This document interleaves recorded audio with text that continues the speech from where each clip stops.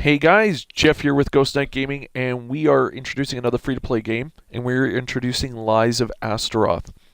So, for anybody that's not familiar with it, Lies of Astaroth is a card-based strategy game. Don't know the best way to kind of describe this for you here, but yeah, card-based strategy game. You've got various options for gameplay here. Well, okay. That sounds silly, but basically you have a couple of things you can look at in here, and first thing is you've got your decks that you can build. I have access to a bunch of new ones I can create, but each deck, as you build it, you can add more cards to it that do various things. Various factions, I guess, is the best way to call it. I've got like 3 different factions sitting in this little group right now. You have ruins that you can use, and they do various things. So each one allows you to do more as you play along. So I'm going to quickly customize this deck here, and we'll take a look and see what else I can add to this that might actually help me out here. Got a lot of kind of stuff hanging out in my cards. My card deck here. So let's see here. You can do that. That's not a bad idea. Alright, we'll throw you in, we'll level you up, and we'll use you later. So you can customize it. Like, there's lots of cards to choose from as you collect more and more as you play. So it gives you a lot of options. Some of them are varying different levels. So as the levels are higher, gets their star rating. That's their degree of rarity, I guess is the best way to put it. They've kind of really funkily organized it now. It used to be actually organized by cards, but it seems they've given up doing that. They're just ending up with tons of pages. I have a lot of cards right now, and it's not very well sorted. Alright, so we're going to sort... Alright, we're going to check to see what I've got of these higher difficulties at this point. So I've picked up a bunch of new cards I haven't even looked at. So we're going to take a look at these guys. Chaotic Bear? Why not? There's some interesting stuff here. So let's see. That's not a bad option, so we'll throw you in. And then we're going to go and we're going to throw in 2-star in here. I already got a couple in the deck, but I want to throw a couple more in. So we're going to take a look at some of these guys and their abilities. Like, I've already got this one in, but I don't really need to throw anything else in there, so I'm just going to take a look here. Din Servant.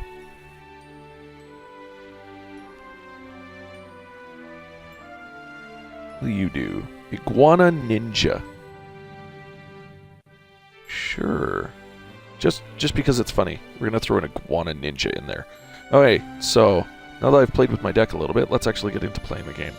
So I'm going to head to the latest area that I'm actually in. And there's lots of regions to explore. There's a bit of a storyline going on here between Madisy and your character.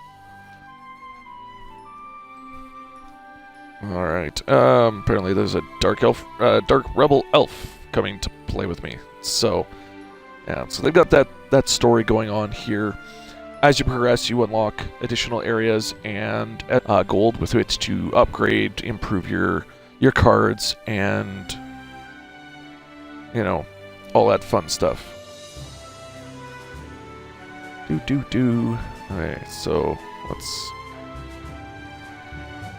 Alright, so let's go into an actual battle. So as you play through, you could gradually draw cards from your deck. Each player takes turns doing so. And as they get drawn, it takes several turns before they're ready to go. So if you look at a card, it'll have that CD. And that determines how long it takes before they can actually come into play. From the moment they're drawn and revealed to when they can actually go in. So this guy is only 2. St. Hinden is 4. So I'm going to throw this guy out right away. I'm not too worried. So as he's out there, he has several abilities. Now, he's level 5, so I don't have all of his abilities unlocked. I have Fireball 4, which allows, and Desperation Firestorm 4, so if he's been destroyed, he does damage. So he's kind of a loose cannon. So I want to make sure I end my turn so that way he goes out, he does his damage, he'll trigger his next ability if there are any targets on the battlefield. So let's see if they place anybody out. No, they're not going to. So he's just going to keep hitting them. So now here comes a couple of characters. So they're throwing out a couple at the same time, either because of their timing or just the way they decided to play them. So, okay, he's in a little bit of trouble. He's just going to get pounded on here. And basically they attack whatever's in front of them. So if there's nothing in front of them, they do direct damage to the opponent. If there isn't, so I got to wait on these two, but that actually won't be too bad. They should come out at about the same time. But I'm going to throw this one out because she has a decent amount of hit points, an okay attack, but she also heals, and that's kind of what I need right now. So it's going to go out. She's going to heal him. He didn't get to attack because he was frozen. So there's several status ailments that you can deal with in this game. But there you go in. And now the little runes that I had down at the bottom that I equipped, now they're very conditional.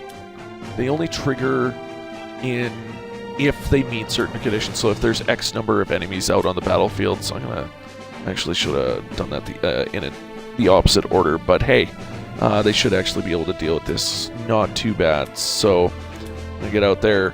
They're gonna do their thing. She's gonna heal, do damage. She's gonna chain lightning the lot of them, and she's gonna fireball them. But that takes out most of their foes, or most of my foes. But I did end up triggering one of their abilities there, so I'm kind of in a little bit of a rough spot.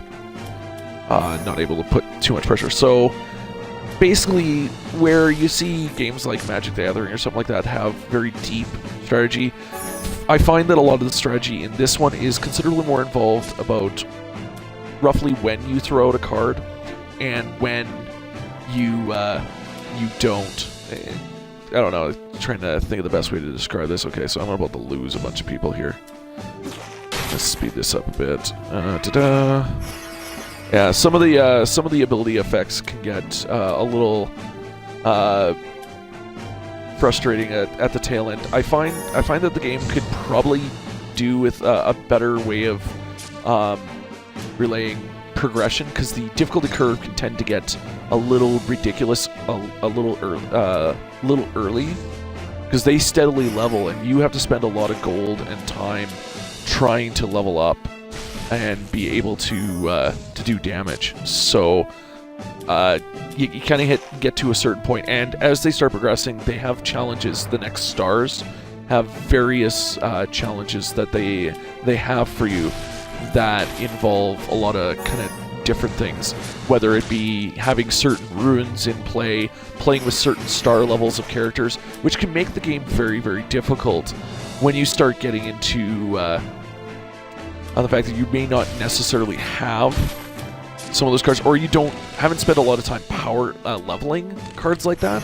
So you get into a little bit of trouble. Like I'm looking here, like some of the cards I've got are max level right now without upping them anymore, or close to. And despite my being several levels considerably higher, it's not always the easiest to be able to defeat the opponent.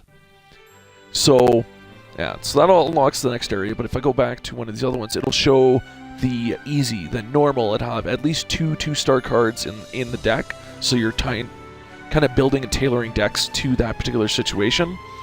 And or deck includes a wind rune, so you need to have a particular rune in. This one, deck includes a water rune, so I could actually go and do that one right now. At least 3 wilderness cards in the deck, so that's actually the different card types. So they have added new features to be able to, so you can enchant your cards, which allows you to level them up. Though their organization system is not exactly the best for being able to just look through cards and level the stuff that you want.